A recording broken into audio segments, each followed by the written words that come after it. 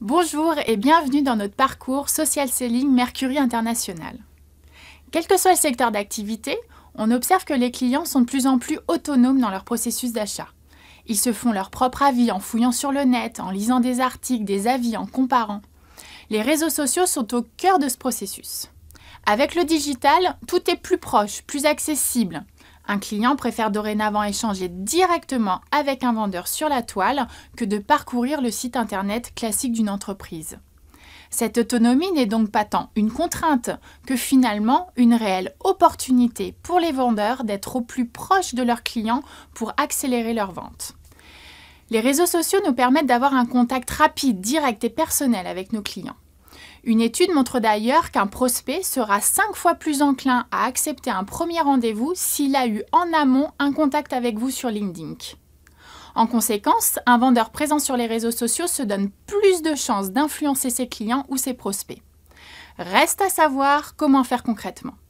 En effet, nous sommes nombreux à être tombés dans le piège de repasser sur Twitter, sur Facebook, sur LinkedIn pour développer notre réseau professionnel. Avec au final, une préoccupation. Est-ce que ça va vraiment m'aider à vendre? Est-ce que cet investissement en temps est rentable? Alors, il est indispensable de se poser 4 questions. La première, est-ce que j'utilise les bons réseaux sociaux, à savoir les mêmes que mes clients? Quelle est la qualité de mon réseau, c'est-à-dire est-ce que je suis en contact avec les bons décisionnaires? En 2, est-ce que mon profil reflète l'image que je souhaite véhiculer avec mes clients? Est-ce qu'ils peuvent comprendre facilement la valeur ajoutée que je peux leur apporter et également les spécificités par rapport à mes concurrents? En 3, mon activité sur les réseaux sociaux est-elle efficace?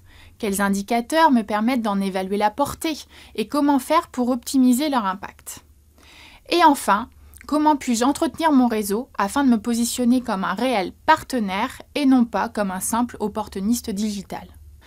Avant de détailler ces 4 thèmes dans nos prochains modules, nous vous invitons à compléter 2 questionnaires en ligne. Le premier permettra de faire un état des lieux global du social selling dans votre entreprise pour voir comment cette activité s'inscrit à date dans votre stratégie commerciale.